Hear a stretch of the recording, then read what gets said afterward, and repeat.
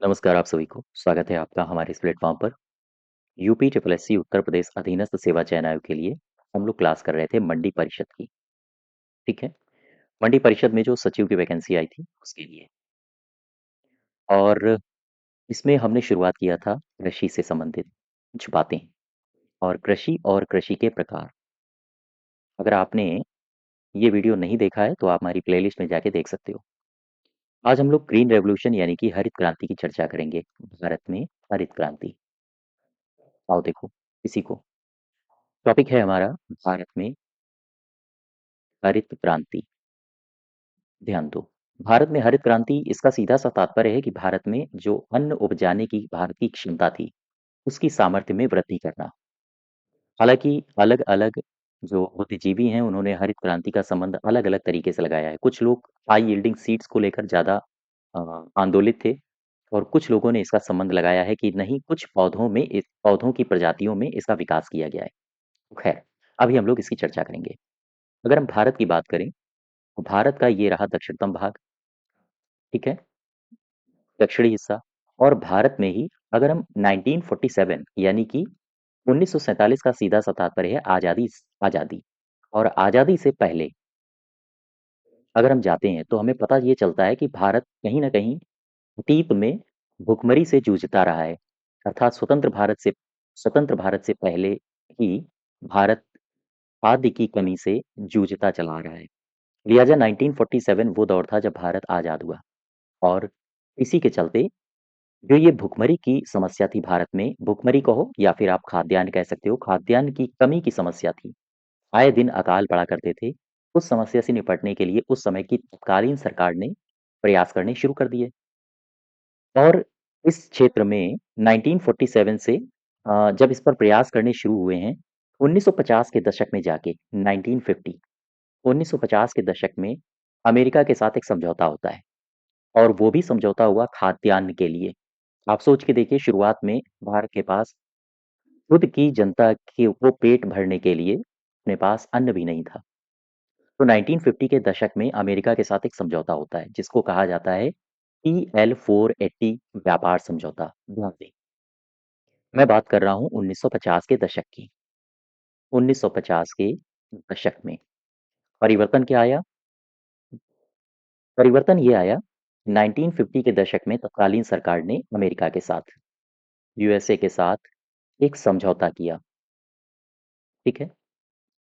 सवाल ये पूछा गया है आपके 2022 या 21 के किसी परीक्षा में पूछा गया था कि जो व्यापारिक समझौता हुआ है, PL 480 कहा जाता है इसे, ये भारत ने किस देश के साथ किया था? कहीं ना कहीं जो एग्रीकल्चर से संबंधित तथ्य हैं उन पर आपकी अच्छी कमांड होनी चाहिए। तो यूएसए के साथ समझौता होता है 1950 के दशक में, और ये जो समझौता हुआ इसे कहा गया PL 480। सवाल ये उठा कि भाई PL 480 में ये PL क्या है? PL इसको कहा जाता है पब्लिक लॉ। ठीक है। Public law 480। और इसे पब्लिक लॉ 480 व्यापार समझौता के नाम से जाना गया। दरअसल ये जो व्यापार समझौता हुआ भारत और अमेरिका के बीच में, इसे एक नाम और दिया गया। इसे ही कहा जाता है, इसे शांति के लिए भोजन समझौता। ठीक है। शांति के लिए भोजन समझौता कहा जाता है। सवाल अगर आपसे पूछे कि शांति के लिए भोजन समझौता, इसे अन्य किस नाम से जाना जाता है? PL 480। या आपसे पूछे शांति के लिए भोजन समझौता ये किस देश के साथ हमने किया था? आप बताओगे अमेरिका के साथ।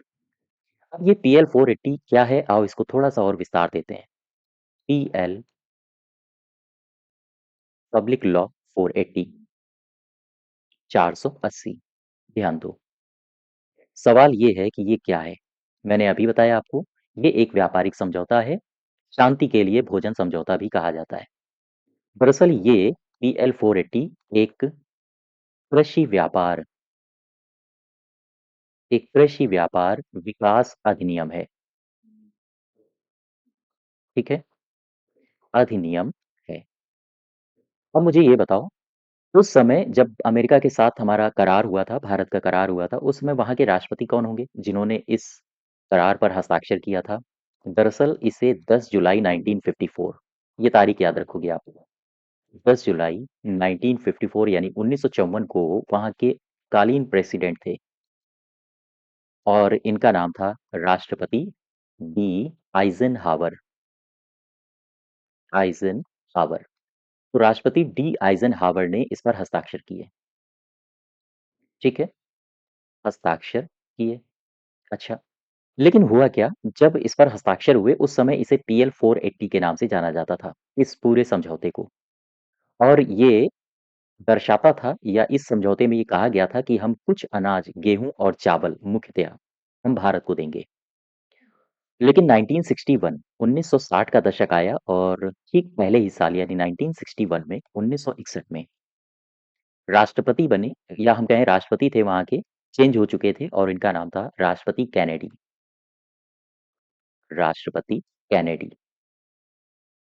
ये राष्ट्रपति जब केनेडी वहाँ के थे अमेरिका के राष्ट्रपति, उस समय इन्होंने ये जो पीएल 480 है, इसका नाम परिवर्तित कर दिया था और पीएल 480 का नाम रखा गया था तब इसका नाम परिवर्तन किया गया। और क्या रखा गया? अभी जो मैंने आपको पीछे बताया था, शांति के लिए भोजन समझौता। ध्यान दें, उन्होंने इसका नाम रखा शांति के लिए भोजन। ठीक है? तो ये जो पीएल 480 है, इसके समय में ये समझौता हुआ था भारत का अमेरिका के साथ आइज़नहावर साहब के समय में, लेकिन नाम को परिवर्तित किया गया, शांति के लिए भोजन कर दिया गया, राष्ट्रपति केनेडी के समय में। सवाल ये उठता है कि ये जो करार किया गया था भारत और अमेरिका के मध्य, भारत और साथ ही साथ अमेरिका, इसके मध्य जो पीएल 480 का करार था, इसमें प्रावधान क्या था? क्या इसमें प्रतिबंध डाले गए थे? अमेरिका ने वादा किया था भारत से कि हम आपको 3.1 मिलियन टन मिलियन टन हम आपको गेहूं देंगे ताकि आप अपनी आबादी का भरण पोषण कर सकें। साथ ही साथ 0.19 मिलियन टन ये चावल दिए जाएंगे। आप सोच के देखिए उस समय भारत की स्थिति क्या थी। ये सारा का सारा मैटर या हम कहें ये खाद्यान्न हमारे पास आयात होगा। ये आयात किया जाएगा। ठीक है, निर्यात नहीं, आज तो हम निर्यात भी कर रहे हैं और अभी हाल ही में देखा होगा कि बांग्लादेश को कई टन हमने चावल भी निर्यात किए हैं। हालाँकि वहाँ की जो मेजॉरिटी पॉपुलेशन है, उस स्थिति में नहीं है कि उनको दिए जाएँ, लेकिन फिर भी भारत सरकार कहीं न कहीं मदद कर रही है। तो अगर मदद कर भी रहे हो, तो उस स्थिति में हो कि आज मदद कर सकते हो, ठीक है? लेकिन आप आज़ादी के बाद तो ऐसी कंडीशन थी कि हमें ही ज़रूरत पड़ती थी। अब इसके बाद हुआ क्या? चावल तो आ गए, गेहूँ भी आ गए, लेकिन समय जैसे-जैसे बदल रहा था, भारत की परिस्थितियाँ और दुर्बल होती चली जा रही थी। जैसे आप जब 1960 के दशक में जाओगे, तो शुरुआत से ही चाइना ने अटैक कर दिया था। जैसे ही आप थोड़ा-सा और आगे बढ़ोगे, पाकिस्तान से वार हो गया था। चाइना से अटैक जब हुआ, तो बताते हैं कि जवाहरलाल नेहरू उस सदमे को बर्दाश्त नहीं कर पाए और उनकी मृत्यु हो गई थी। इसी के चलते पंडित जवाहरलाल नेहरू के जाने के ही कुछ सालों बाद जो हमारे प्रधानमंत्री थे लाल बहादुर शास्त्री, उनका भी निधन हो गया। 2 प्रधानमंत्री इतनी जल्दी-जल्दी खोने के उपरांत भारत की राजनैतिक सत्ता और भारत की आर्थिक गतिविधियाँ कहीं न कहीं पटरी से उतरती हुई दिख रही थीं। उसी दौरान एक महिला का राजनीति में प्रवेश होता है, नाम था इंदिरा, जिनके लिए एक स्लोगन भी चला था, Indira is India, India is Indira. शायद आपने सुना भी होगा, है ना? खैर, 1960 के दशक में ये सारे कांड हो रहे थे हमारे यहाँ। और एक तरफ हम जूझ भी रहे थे खाद्यान्न के लिए, कहीं अमेरिका की तरफ देखते थे, कहीं किसी और देश की तरफ देखते थे। तो वहाँ से परिस्थितियाँ अनुकूल नहीं थीं, 1947 से। लेकिन इसके बाद 1960 के ही दशक में एक कई सारे प्रोग्राम्स चरण दर चरण शुरू करे गए। जैसे हाई यील्डिंग सीड्स लाए गए मेक्सिको से और हाई यील्डिंग सीड्स यानी उच्च गुणवत्ता वाले जो उच्च उत्पादन करते थे, ऐसे बीजों का हमने आयात किया और इसके बाद यहाँ पर अन्न अधिक से अधिक मात्रा में उपजाया जाने लगा। इसके बाद फिर रिफ़ॉर्म किए गए कई सारे और वो सारे के सारे लैंड रिफ़ॉर्म के सिलेबस में दिए गए हैं। आज़ादी के बाद से कैसे-कैसे लैंड रिफ़ॉर्म हुए हैं भारत में आज की कृषि और आज़ादी से पहले और आज़ादी के बाद की कृषि में मुख्यतया आपको अंतर करना आना चाहिए। कब कौन-सी परिस्थितियाँ बदली हैं, किस स्थिति से हम निकल के आज की परिस्थिति में खड़े हैं। इन सभी जो महत्वपूर्ण फैक्ट्स हैं, वो आपके पटल पर होने चाहिए ताकि आप जब भी कभी इस तरह के सवाल से की मुठभेड़ हो, तो वहाँ आप विजयी हों। है, 1960 की हम चर्चा कर रहे थे। इसी दशक में हुआ क्या 1962 1962, 1963, 1963 ये वो दौर है जब भारत में सूखा पड़ा, भीषण सूखा पड़ा, भारत में सूखा पड़ा। अब इस स्थिति में एक शख्स निकल के आता है। ये दरअसल एक नहीं था, ये ब्रदर्स थे। इन्हें कहा जाता है पैडॉक ब्रदर्स, पैडॉक ब्रदर्स, ठीक? इन्होंने एक भविष्यवाणी कर दी। इन्होंने करी एक भविष्यवाणी और भविष्यवाणी में इन्होंने कहा भविष्यवाणी का मतलब इन्होंने एक घोषणा कर दी और इन्होंने कहा देखो सूखा तो पड़ा है भारत में। अब इस सूखे के चलते संभावना है कि भारत में भीषण अकाल भी होगा। अर्थात भारत में भीषण अकाल भी पड़ सकता है। ठीक है? चूंकि भारत में भीषण अकाल होने की संभावना थी और इन्होंने एक भविष्यवाणी और करी कि देखो जब भी अकाल पड़ेगा तो हो सकता है 1975 तक 1975 तक भारत में एक नियम लागू हो जाए। एक नियम लागू हो जाए। ये नियम कौन-सा है? सवाल आपसे पूछा जा सकता है। ये नियम है माल्थस का नियम। माल्थस का नियम। जब हम लोग इकोनॉमिक्स पढ़ेंगे तो इसके बारे में और भी गहनता से चर्चा करेंगे और आपके सिलेबस में दिया गया है एग्रीकल्चर संबंधी अर्थव्यवस्था। ठीक है? ये माल्थस का नियम क्या है? अभी मैं आपको मोटा-मोटा आइडिया बताता हूँ। Malthus just wait. माल्थस का नियम। ये नियम कहता है कि भाई जब सूखा पड़े, तो अब आपके पास अन्न तो है नहीं। इस स्थिति में काल भी होगा। अब इस स्थिति में जनसंख्या आपकी खाद्य आपूर्ति की तुलना में तेजी से बढ़ेगी। आपके पास सूखा पड़ चुका है आपके देश में। अब यहाँ पर जो आबादी है, सबसे पहली बात तो आपके पास अन्न नहीं है, यानी अनाज भंडार है नहीं, चूँकि सूखा पड़ चुका है। अब इस स्थिति में जनसंख्या में विस्फोट होगा और अनाज है नहीं, जनसंख्या में विस्फोट हो रहा है, तो कई सारी मौतें स्वाभाविक थी भारत में उस समय 1960 1960 के दशक में। तो यहाँ से माल्थस का नियम क्या कहता है? माल्थस का नियम कहता है कि जनसंख्या ध्यान देना, जनसंख्या खाद्य आपूर्ति की तुलना में खाद्य आपूर्ति की तुलना में तेजी से बढ़ेगी, ठीक? तेजी से बढ़ेगी, जिसके परिणाम में क्या होगा? जिसके परिणाम स्वरूप नकारात्मक आपको परिणाम देखने को मिल सकते हैं। नकारात्मक परिणाम मिलेंगे, बात समझना। नकारात्मक परिणाम का मतलब है कि अन्न है नहीं, आबादी बढ़ रही है और बहुत ज़्यादा से ज़्यादा मौतें हो सकती हैं। इन परिस्थितियों से भारत निपट ही रहा था कि भारत ने 2-2 प्रधानमंत्री एक साथ खो दिए।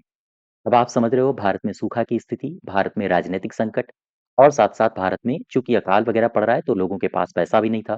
भारत में आर्थिक संकट भी गरमाया हुआ था। इसी स्थिति से निपटने के लिए एक मैडम का पदार्पण होता है, भारत की राजनीति में। कहा जाता है इंदिरा गांधी, ठीक है? इंदिरा गांधी। कुल मिला के ऐसी परिस्थितियों से निपटने के लिए ही एक शब्द आया। कौन-सा शब्द? हरित क्रांति। ऐसी स्थितियों से ऐसी स्थितियों से निपटने के लिए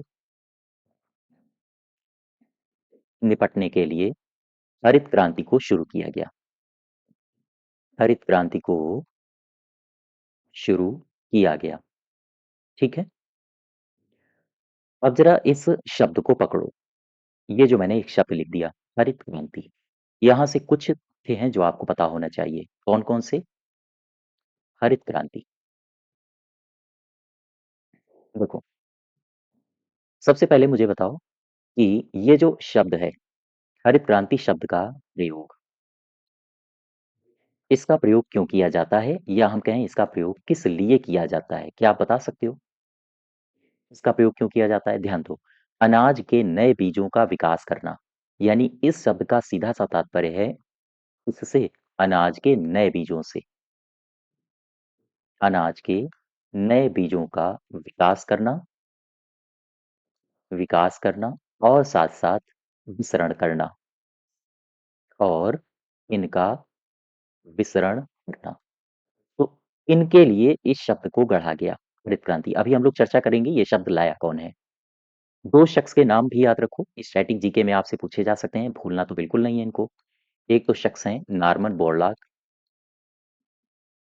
और दूसरे शख्स हैं एमएस स्वामीनाथन, ठीक है? बोरलॉग साहब कौन है? इन्हें कहा जाता है हरित क्रांति का पिता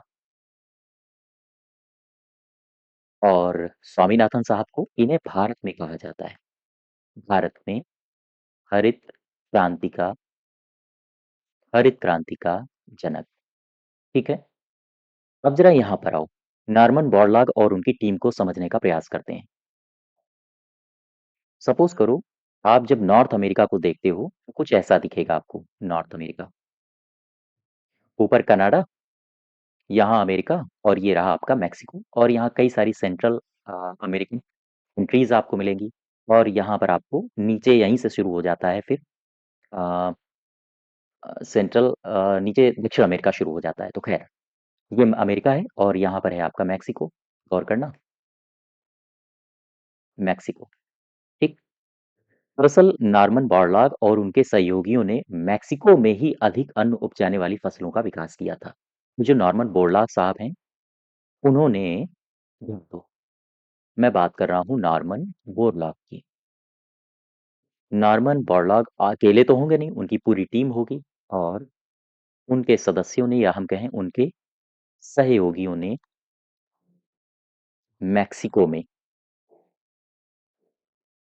मैक्सिको में अधिक उपज देने वाली फसलों का विकास किया, ठीक है? फसलों का विकास किया। यहाँ तक बात समझ पा रहे हो? अच्छा, फसलों का विकास किया। अब आप यहाँ पर ध्यान दो, जैसे हम आपसे बात करें चावल की, तो चावल के लिए एक किस्म थी, चावल की किस्म, इसे IR8 कहा गया या जिसे ही आप कहते हो मिरेकल राइस, IRA या फिर मिरेकल राइस। दरअसल IRA मिरेकल राइस 1960 के दशक में इसको विकसित किया गया था, 1960 के दशक में। चूंकि चावल है, 1960 के दशक में इसको विकसित किया गया। इसके द्वारा अंतरराष्ट्रीय अंतरराष्ट्रीय चावल अनुसंधान संस्थान अनुसंधान संस्थान और ये अनुसंधान संस्थान कहाँ का? अनुसंधान संस्थान मनीला वाला, फिलीपींस वाला, ठीक है? में पैदा की गई इस किस्म को, यहाँ पर इसको विकसित किया गया, पैदा किया गया। अब ये जो मैं बार बार शब्द इसका इस्तेमाल कर रहा हूँ, कहाँ गया? यहाँ हो, हरित क्रांति। इसके बारे में देखो जरा, दो चार बातें। मैं बात कर रहा था हरित क्रांति की। हरित क्रांति पद का प्रयोग, ठीक है? इसका प्रयोग सबसे पहले इसने किया था, दरअसल एक शख्स थे जिनका नाम था विलियम गॉड। ये गए अंतर्राष्ट्रीय विकास संघ में। गौर करो, अंतर्राष्ट्रीय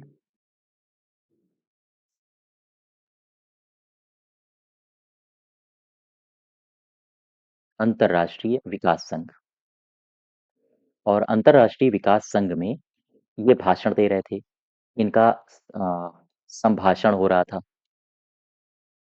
और ये जो संभाषण था इसका टाइटल था, ध्यान दीजिएगा, इसका टाइटल था द ग्रीन, पूछे जा सकते हैं आपसे, the green revolution, the green revolution accomplishment and apprehension, ठीक है? ये था इसका टाइटल। और इसी संभाषण में सबसे पहले विलियम गॉड साहब ने इस शब्द का इस्तेमाल किया। आप बात समझ पा रहे हो? हरित क्रांति पद का इस्तेमाल। इस शब्द का प्रयोग सबसे पहले विलियम गॉड साहब ने अपने अंतर्राष्ट्रीय विकास संघ के संभाषण the green revolution accomplishment and comprehension में सन था 1968 1968 और 1968 में इस शब्द का इस्तेमाल किया सबसे पहले। अब इस शब्द को उठाओ, हम इसके दो अर्थ समझते हैं। देखो, हरित क्रांति को लेकर जो हमारे वैज्ञानिक थे, चाहे वो वैश्विक स्तर पर हों या फिर भारतीय स्तर पर हों, तो धड़ों में बट गए थे और इस शब्द के वो अलग-अलग अर्थ लगा रहे थे। हम बात करेंगे हरित क्रांति की। गौर करो, हरित क्रांति पद का प्रयोग।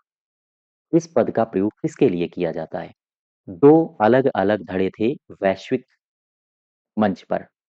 एक धड़ा कह रहा था कि विकासशील देशों में कृषि का विस्तृत रूपांतरण हुआ है। कृषि का विस्तृत रूपांतरण का मतलब है जैसे खाद्यान्न में कमी थी, उस कमी को हरित क्रांति ने पूरा किया है। कुपोषण था, पोषण जैसी समस्याओं से जो विकासशील देश हैं, वो बाहर आ रहे हैं हरित क्रांति से। अल्प पोषण जैसी समस्याओं से विकासशील देश ग्रसित थे।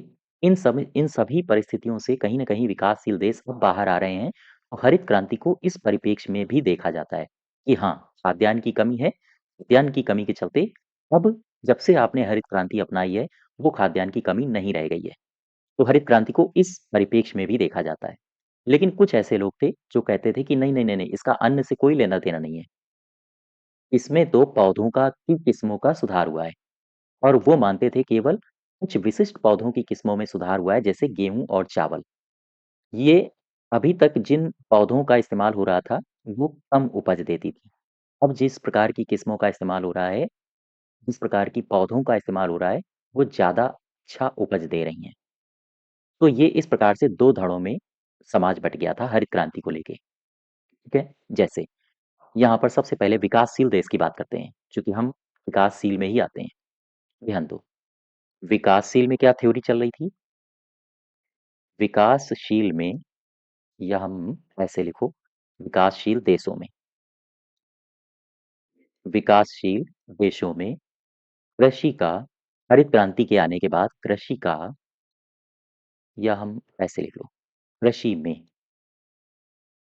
कृषि में विस्तृत रूपांतरण हुआ, ठीक है? ये रूपांतरण हुआ क्या? देखो, जैसे सबसे पहले जब हरित क्रांति की संभावना भी नहीं थी, तो कहीं न कहीं खाद्यान्न की कमी थी, ठीक है? कहीं न कहीं कुपोषण भारी था समाज में। इसके चलते कुपोषण या फिर हम कह दो अल्प पोषण, ये समस्याएँ थीं हरित क्रांति के आने से पहले। और जब आई है हरित क्रांति, तो कहीं न कहीं समाज में, देश में खाद्यान्न की कमी, कुपोषण और अल्प पोषण जैसी समस्याओं से समाज बाहर आया है। इन समस्याओं से हम बाहर आए हैं, ठीक है? एक तो ये थ्योरी हो गई। दूसरी थ्योरी क्या कहती है? ये कहती है कि हरित क्रांति के आने के बाद या हरित क्रांति के आने से कुछ विशिष्ट कुछ विशिष्ट पौधों की किस्मों में सुधार हुआ है। किस्मों में सुधार हुआ और ये कौन-कौन सी हैं? जैसे गेहूँ और चावल। गेहूँ और चावल। गेहूँ और चावल की अधिक उपज अधिक उपज वाली किस्में खोजी गई हैं। किस्में खोजी गई। बात समझ पा रहे हो? एक प्रोफ़ेसर हुए हैं दांतेवाला, शायद आपने नाम भी सुना हो, प्रोफ़ेसर दांतेवाला। इन्होंने भी अपनी थ्योरी रखी है। प्रोफ़ेसर दांतेवाला के अनुसार अगर आप इनके कॉन्सेप्ट हरित क्रांति के संबंध में पढ़ोगे, तो आपको ये जानकारी मिलेगी कि इन्होंने हरित क्रांति के 2 मुख्य तत्व बताए हैं। इनके अनुसार हरित क्रांति के 2 प्रमुख तत्व हैं। प्रमुख कौन-कौन से हैं 2 प्रमुख तत्व? जैसे नई तकनीक का विकास हुआ है। नई तकनीक का एक तो विकास हुआ है। अच्छा, दूसरा तत्व क्या है? नई तकनीक का विकास हुआ है तो फिर अधिक अन्न उपजाने वाले बीजों का भी तो विकास हुआ है। अधिक उपज देने वाले बीज। तो ये प्रोफेसर दांतेवाला के अनुसार हरित क्रांति के 2 प्रमुख घटक हैं, 2 प्रमुख तत्व हैं। अब आ जाओ हम बात कर लें भारत में हरित क्रांति की। ध्यान दो, भारत में हरित क्रांति, ये तो मैंने वैश्विक स्तर पर थोड़ी बातें आपको बता दी। जब आप भारत को देखते हो, तो सपोज़ करो ये है भारत, मान लेते हैं, ठीक है? हालाँकि आंध्र प्रदेश, तमिलनाडु इतना नहीं निकला है, जितना मैंने यहाँ पर निकाल दिया है, फिर मैं नहीं बना पाऊँगा। देखो, सपोज़ करो ये है भारत का दक्षिणी भाग। भारत में अगर आप हरित क्रांति की बात करोगे तो 1966 1966 से खरीफ के मौसम में इसको शुरू किया गया था इस नई प्रक्रिया को। और एक नई प्रक्रिया को जब भारत में शुरू किया गया है, अपनाया गया है, वो 1960 के ही दशक में अपनाया गया था, यानी कि 1966 में, 1966-67 में, 1966-67 में। और सीजन कौन था? खरीफ। ठीक, जब बारिश ठीक ठाक हो रही थी, यानी खरीफ के मौसम में भारत में नई कृषि अपनाई गई, या हम कहें नई कृषि नीति अपनाई गई। सवाल आपसे ये पूछा जाएगा, ये जो नई कृषि नीति है, ये नई कृषि नीति अपना तो ली गई भारत के द्वारा, लेकिन ये कौन सी कृषि नीति है, क्या बता सकते हो आप? हाँ, इसे कहा जाता है HYVP, यानी कि हाई यील्डिंग वैरायटी प्रोग्राम। इसको हिंदी में कहेंगे अधिक उपज देने वाली, अधिक उपज देने वाली किस्मों का कार्यक्रम, किस्मों का कार्यक्रम। ये किस्म मैंने क्यों लिखा? क्योंकि जो अनाज हैं, उनकी किस्में अब ऐसी आएँगी जो अधिक अन्न उपजाएँगी। तो जब ज़्यादा से ज़्यादा अन्न होगा, तो फिर जो हमारे यहाँ भुखमरी की समस्या थी 1960 के दशक में, कहीं न कहीं हम उससे बाहर आएँगे। अब यहाँ पर देखो, मैं यहाँ पर लिखता हूँ HYS, ये क्या है? ये है यील्डिंग हाई यील्डिंग सीड्स, ठीक है? अधिक, यानी कि उच्च उत्पादन वाले बीज।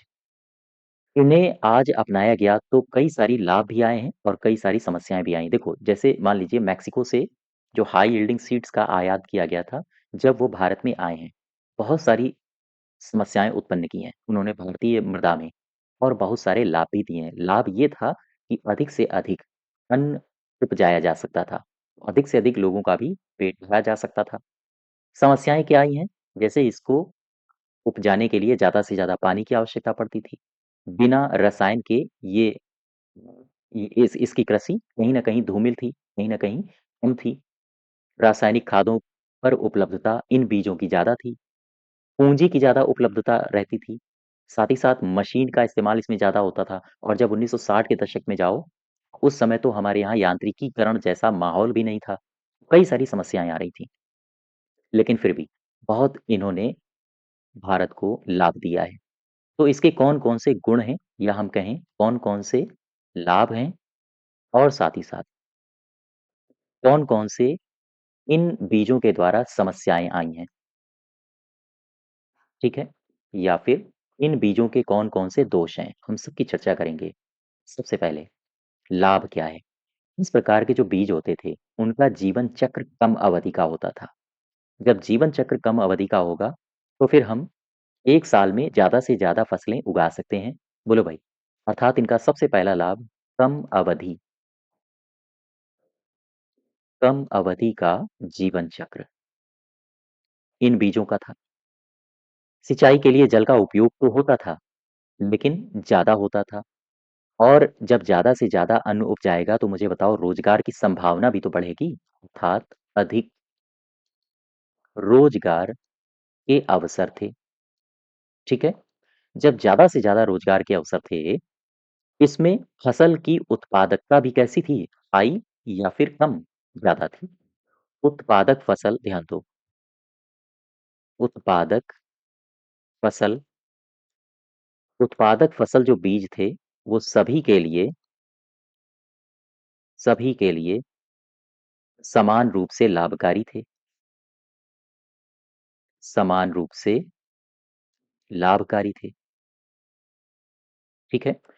अच्छा, जब ज़्यादा से ज़्यादा अन्न हो रहा था, इससे कृषि जो कृषक था हमारा, उसकी समृद्धि में भी वृद्धि हुई अर्थात कृषक समृद्धि में बढ़ावा मिला, कृषक समृद्धि में वृद्धि हुई। तो ये कुछ लाभ हैं हाई यील्डिंग सीड्स के। अभी मुझे ये बताओ कि हाई यील्डिंग सीड्स से समस्याएँ क्या-क्या आ रही थीं? जैसे इसमें बहुत सारी समस्याएँ आ रही थीं। सिंचाई की समस्या, पानी इनको ज़्यादा चाहिए। सिंचाई की समस्या और सिंचाई व्यवस्था, नहर प्रणाली उस समय इतनी सुदृढ़ थी नहीं 1960 में। उसके अलावा रासायनिक खाद इनको चाहिए, रासायनिक खाद की उपलब्धता, इनके लिए रासायनिक खाद की उपलब्धता भी होनी चाहिए। साथ ही साथ यांत्रिकीकरण यानी कि मशीनीकरण भारत में उस समय था नहीं, तो ये भी एक बड़ी समस्या आ रही थी हाई यील्डिंग सीड्स के सामने। साथ ही साथ हमारे यहाँ सीमित क्षेत्र थे, बहुत छोटे-छोटे क्षेत्र थे और उनमें वो रिस्पॉन्स नहीं मिल रहा था, हमें वो लाभ नहीं मिल रहा था, जैसे अमेरिका में जो बड़े-बड़े फार्म हाउस होते हैं, उस प्रकार का हम लाभ नहीं ले पा रहे थे। अर्थात कृषि के लिए हमारे पास सीमित प्रदेश थे, ये समस्याएँ आ रही थीं। इसके अलावा जब ज़्यादा से ज़्यादा अन्न होगा, तो फिर उसे आपके पास भंडारण भी तो होना चाहिए।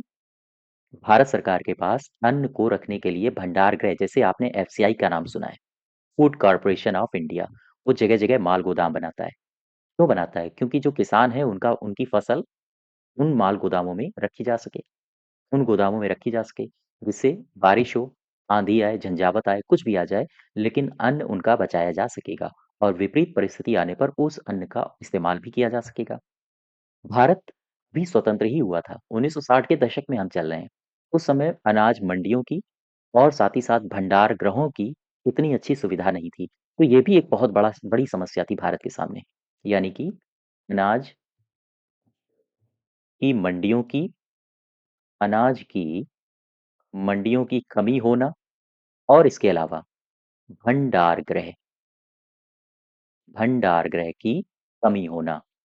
तो ये कुछ समस्याएँ थीं हाई यील्डिंग सीड्स को लेके और ये कुछ लाभ हैं हाई यील्डिंग सीड्स को लेके।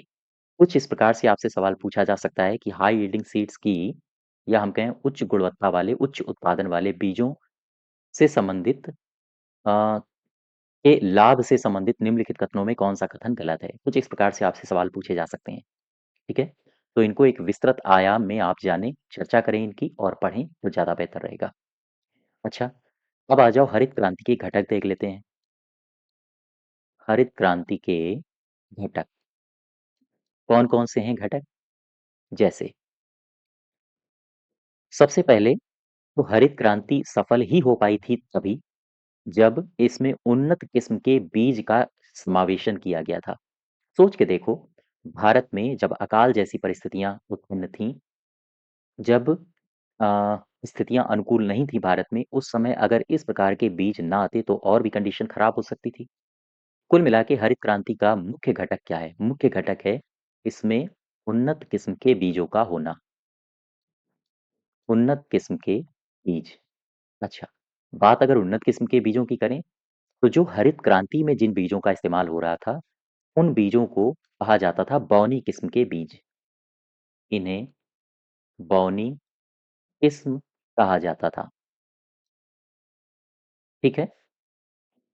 क्योंकि ये जो पौधे होते थे इनके, पौधे छोटे होते थे, पौधे छोटे होते थे, लेकिन कहते हैं ना देखन में छोटा लगे, वही वाला, भाव करे गंभीर लाइक दिस। पौधे तो छोटे होते थे, लेकिन इनके अंदर जो दाने थे, दानों की मोटाई या दानों का आकार बड़ा था, दानों का आकार बड़ा था, ठीक है? साथ ही साथ ये बीज जो हरित क्रांति के लिए उन्नत किस्म के बीज थे, इनकी एक खास बात ये थी कि ये बीज उपज के लिए सूर्य की किरणों पर निर्भर नहीं थे। अर्थात ये बीज उपज के लिए उपज के लिए सूर्य की किरणों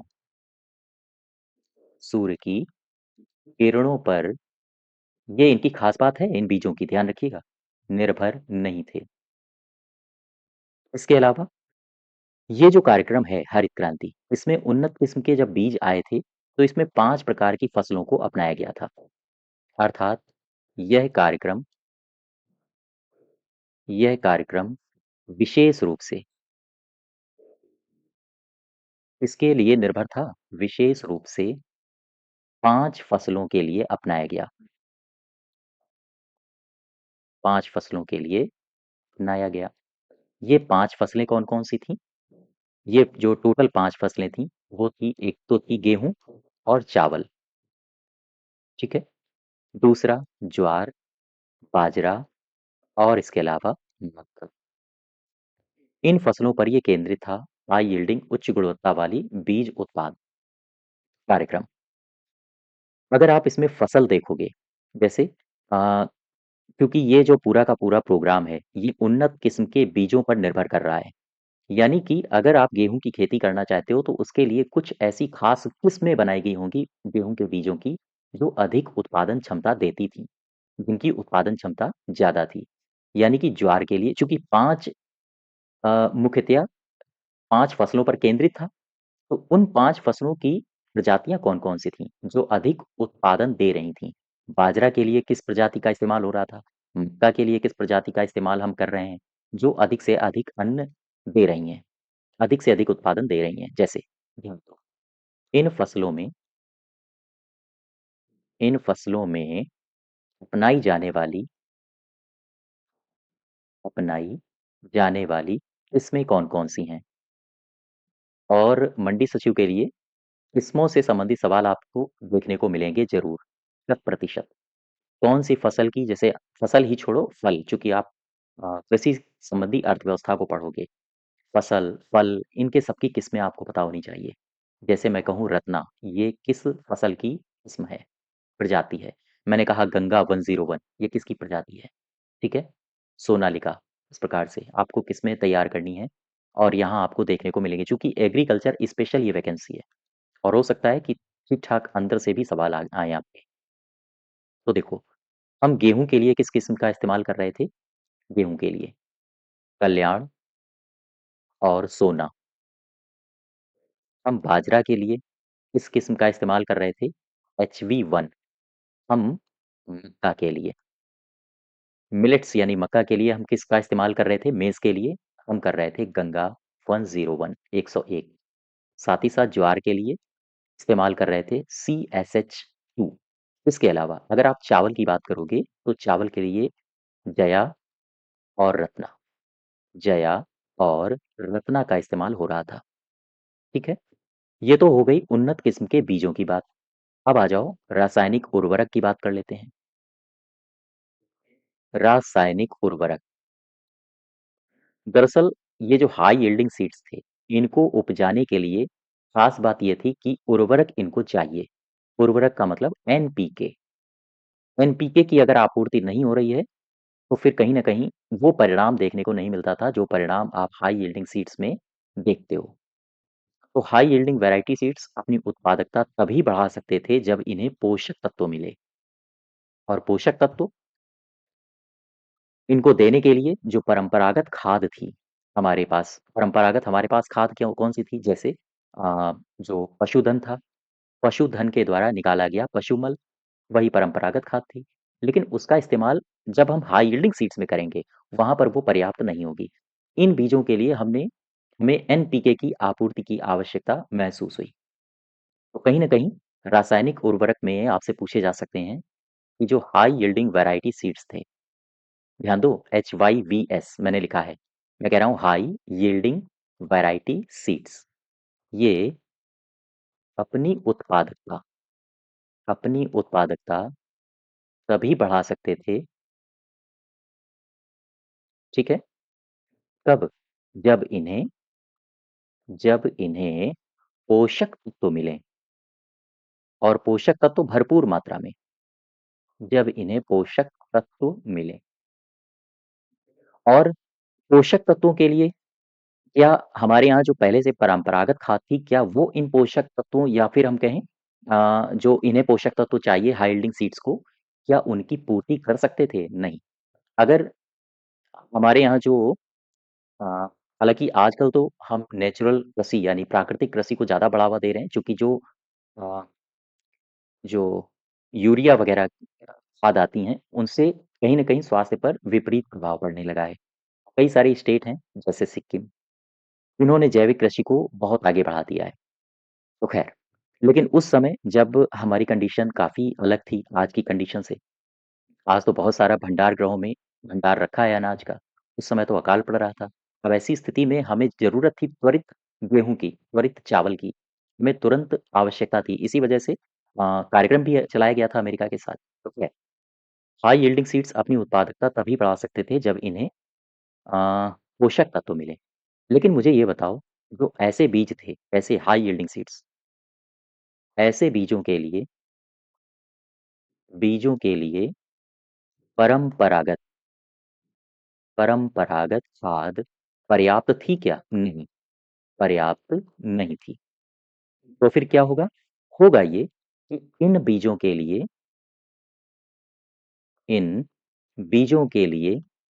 एनपीके की आपूर्ति आवश्यक कर दी गई, की आपूर्ति आवश्यक हो गई।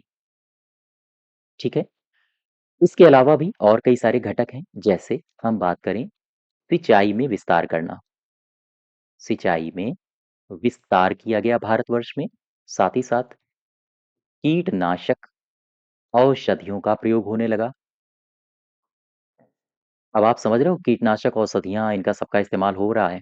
औषधियों का प्रयोग बढ़ गया क्योंकि ज़्यादा से ज़्यादा अन्न उपजाया जा रहा था और यही फिर विपरीत असर समय जैसे-जैसे समय बदलेगा, विपरीत असर डालना शुरू कर देंगे। और आपसे यहाँ तक कि सवाल पूछे जा सकते हैं, कौन-सी कृषि में कीटनाशक कीटनाशकों के बारे में जानकारी, इन सब के बारे में सवाल पूछे जा सकते हैं। ये सारा का सारा कृषि के अंतर्गत ही आता है। तो वृहद हैं आपके टॉपिक्स, ध्यान दीजिएगा। जो महत्वपूर्ण 20 अंक हैं, वो निर्धारित करेंगे, क्योंकि यूपीजी के कंप्यूटर सभी पढ़ रहे हैं। मैथ वही आनी है जो जूनियर असिस्टेंट की आएगी, रीज़निंग भी वही आनी है जो जूनियर असिस्टेंट की आएगी। ये 20 अंक आपके निर्धारित करेंगे कि आप अंदर हो या फिर बाहर हो। खैर, इसके अलावा इसके और कौन-से घटक हैं? जैसे आधुनिक कृषि यंत्र, आधुनिक कृषि यंत्र, आधुनिक कृषि यंत्रों का इसमें प्रयोग किया जाने लगा। तो ये कुछ मुख्य घटक हैं हरित क्रांति के, ठीक है? और इसके अलावा हमने हाई यील्डिंग सीड्स की समस्याएँ और दोष भी देख लिए। हाई यील्डिंग सीड्स के बारे में कुछ महत्वपूर्ण बातें हैं, जो कि हमने देख ली, इसके इतिहास से संबंधित भी बातें देख ली। खैर, इसी के आगे हम लोग नेक्स्ट डे कंटिन्यू करेंगे। धन्यवाद।